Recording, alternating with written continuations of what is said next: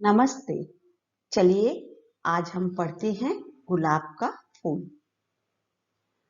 राजू के दादाजी ने उसे गुलाब का एक पौधा दिया। दोनों ने मिलकर उसे गमले में लगाया। राजू ने नन्हे पौधे में पानी डाला। अब वह रोज बालकनी में जाकर पौधे को देखता और पूछता, दादाजी फूल कब खिलेंगे? खिलेंगे खिलेंगे बेटा। राजू माँ की कड़कती आवाज कानों में पड़ते ही भाग खड़ा होता। पिछले कुछ महीनों से उसका दादाजी के पास बैठना माँ को पसंद नहीं था। आते जाते दादाजी उदास आंखों से उसे देखते रहते थे। आजकल राजू बहुत व्यस्त रहने लगा है।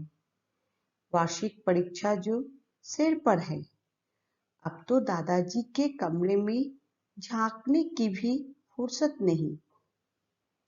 इधर दादाजी के खांसने की आवाज अब बढ़ने लगी है, साथ ही माँ की तुड़कियां भी। माँ के सामने किसकी मजाल जो मुंह खोले। दादाजी के कमरे में के बाहर से गुजरते हुए वह रुक जाता, पर माँ का ख्याल आते ही वह आगे बढ़ जाता है। दोपहर को स्कूल से लौटा तो बालकनी में देखा गुलाब का फूल खिला है। चटक लाल गुलाब। उसका मन झूम उठा। आज कई दिनों बाद बरबस उसके पैर दादाजी के कमरे की ओर मुड़ गए। दादाजी, वह पुकार उठा, दादाजी दादाजी देखिए लाल गुलाब। पर पलंग खाली था। चलो कपड़े बदल लो और खाना खा लो। माँ की आवाज कानों में पड़ी। माँ, दादाजी कहाँ है? उसने पूछा। उन्हें पापा अस्पताल ले गए हैं इलाज के लिए, माँ ने उत्तर दिया। आज राजू का मन उदास था। नींद भी बहुत देर से आई। गुलाब की 4-5 कलियां भी डाली पर खिलने को तैयार थी। वह दादाजी को बताना चाहता था, पर वे घर पर नहीं थे। रात को जब वह सोया तो देखा सपने में टूटे गुलाब की पंखुड़ियां उसके सामने नाचने लगी। उसने हाथ बढ़ाया तो सारी पंखुड़ियां उसकी हथेली पर आ बैठी। एक पंखुड़ी बड़ी हो गई, कहने लगी, राजू अब तुम हमें नहीं देखोगे ना, क्योंकि ना अब हम में खुशबू है ना रंग। हम मुरझा गई हैं, सूख रही हैं। और पंखुड़ी फूट फूट कर रोने लगी। राजू घबराकर उठ बैठा। अरे यह तो सपना था। पर फिर उसे नींद नहीं आई। सुबह अनमने मन से वह स्कूल गया।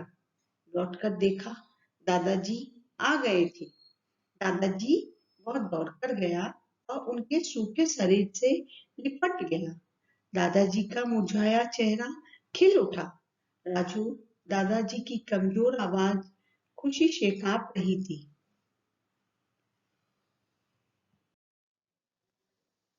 राजू राजू दादाजी की कमजोर आवाज खुशी से कांप रही थी। दादाजी गमले में फूल खिला था। राजू चहका। सच? पर मुरझा गया, टूटकर बिखर गया। राजू रो पड़ा। अरे पगले, तो क्या हुआ? दूसरा फूल खिलेगा। दादाजी ने उसके सिर पर हाथ फेरते हुए कहा। वह उछलकर बालकनी में गया और खुशी से चिल्लाया, आह कितने सारे फूल। राजू ने गमले में पड़ी पंखुड़ियों को चुना और उन्हें चूमकर अपनी किताबों में रख लिया। 4 दिन बाद राजू का जन्मदिन है। माँ ने बड़े प्यार से राजू से पूछा कि इस बार उसे जन्मदिन पर क्या उपहार चाहिए?